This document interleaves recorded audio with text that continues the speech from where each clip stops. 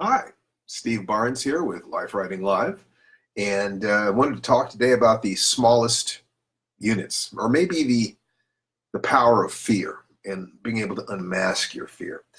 Um, once again, if you enjoy these talks, if you enjoyed this one especially, be sure to like it, share it, and that way we know which subjects and which approaches are happy making, which things are working for you guys. Because if it's not working for you, I'll change what it is that I'm doing. So there are a couple of different things here. One is that the thing that is most likely to stop you from achieving the things that you want is fear. It's more likely to stop you than anything else in the world, maybe more than everything else combined. It's not to say that you don't have obstacles, because of course you have obstacles, and you can be the richest person in the world and there'd still be problems. But if you're at a disadvantage in terms of wealth or position or social class or age or any number of other different things, it can be grueling. So if you want to reach your goals, you have to be able to organize all of your skills, all of your energy, everything that you've got in order to give yourself the very best chance possible of reaching your dreams. If you don't do that, you're robbing yourself of the potential of having the life that you really want. So let me tell you a very specific case and some very specific applications of this notion. I love teaching. I just love teaching. I mean, you guys can probably guess. And I've taught at Seattle University and USC and UCLA. Lectured all over the place. But the classes I was doing at UCLA were some of my favorites. I loved it. I loved working with the students. I loved having an opportunity to share my journey with them, to be honest with them. But I remember I was teaching, and this was about 30 years ago. And I was teaching the class, and they were so smart and so sharp, and their stories were so great, and these people had real ability. They had real skills. They knew how to take, they were starting to learn, some of them at any rate, knew how to take their dreams and combine that with their passion and combine that with the focus of their abilities to produce works of writing. They were actually good. I mean, I was looking at this and I was thinking, wow, this is going to be a great semester. Then something started happening. They stopped writing, they stopped working, they started coming up with excuses why they weren't working. They didn't have the time, was the biggest excuse. And this was coming up all over the place. And one of the things that I know is that if you don't have internal permission, if you don't totally believe that you can have something that you want, that your efforts will be rewarded, then the fear comes up. You're afraid to care. But rather than just be honest and say, I'm afraid, what people do is they'll come up with all sorts of other reasons why they can't do it. They don't have resources, or they don't have connections. They don't have this, they don't have that. And in this class, it was I don't have time, I'm so busy, there's work, there's this. And I was listening to this for a couple of weeks, and I remember going to bed one night, and I'm thinking to myself, as I often do, how can I help these people? What can I give them that is going to help them through this? And an idea occurred to me, and it was something sneaky, but I thought this might work. Let me try this. So the next day I'm in class, and instead of teaching in jumping into it, thanks for all the likes. I love seeing the likes. I love seeing the smiles. This is wonderful. I love you guys. I really do. I've missed you, and it's good to be back. There are reasons why it's been a while, but hopefully I will be, we'll be in there more frequently now. Instead of talking about writing, I started talking about a television show that I'd seen the previous night. And I did talk about writing in terms of the structure on the show and the characterization of the themes. And we were having a great time talking. Now, people loved the show. I forget what the show was now. I just don't remember anymore.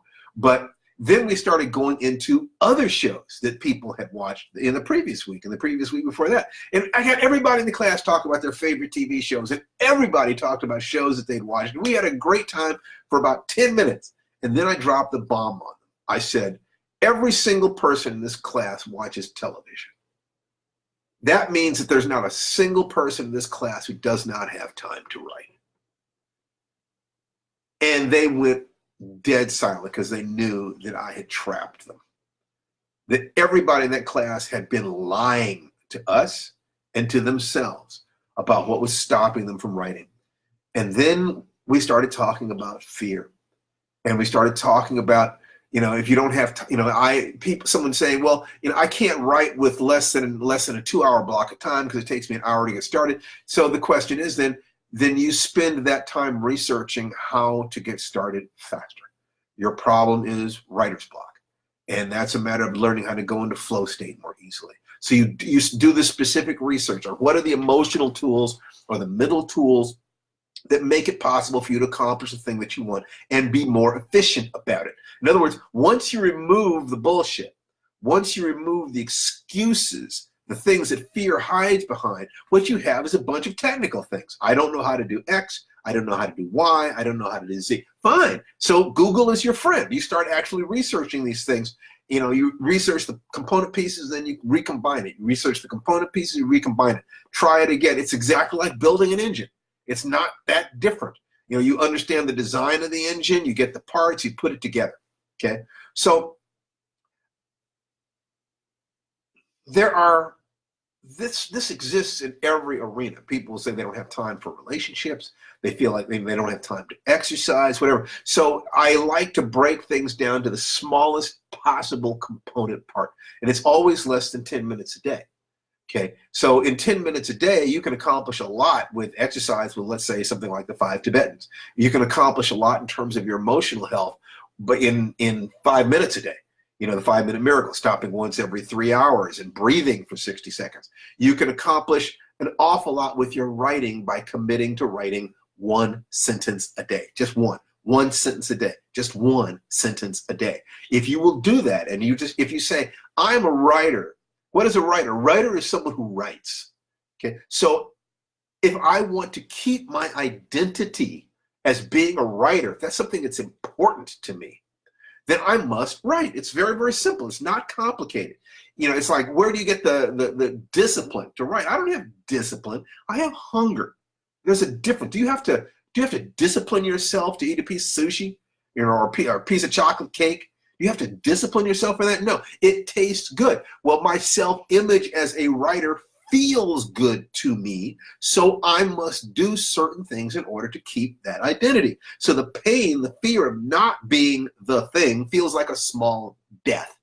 My writing is so important to me that I am willing to suffer the pain of disappointment, the pain of loss of identity if I don't do it. And because of that, I don't have to think about it. Not a day goes by that I don't write. And if all I write is 1 sentence on a project, in other words, so if that's all I do, then I have done the minimum that I need to do for the day. I'm a writer. So it's not like promising yourself, I'm going to do 5 pages a day. And then if you don't do 5 pages a day, oh my God, I'm blocked. I'm terrible. I don't deserve this. I can't do this. All the crap that comes up in your head, all that stuff that's designed to keep you from being the person that you were born to be. So when I talk about writing, I don't know, I might cycle through some other subjects, but when I talk about writing, I'm going to be focusing on the 5 or 6 basic steps of the process that we've created that is guaranteed to get you published. I mean, I'm not going to put it in any less than that. It's guaranteed. And the first step of it is write at least 1 sentence a day. If you would like to know, like to have a copy of the entire basic program, you can get it free.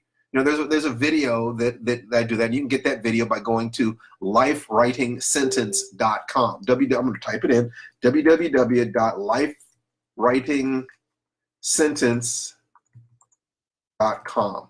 If you pass this on to people who are trying to write, who say that they don't have it, who are throwing obstacles at themselves, that'd be great, because writers have to hang together to a certain degree. We have to help each other.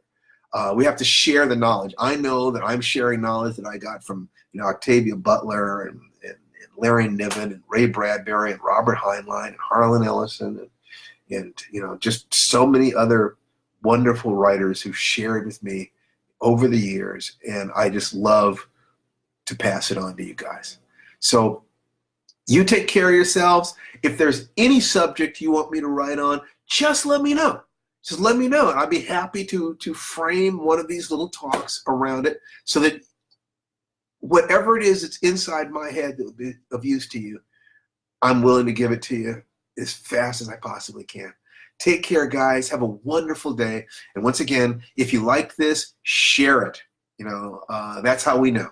Take care. Bye-bye.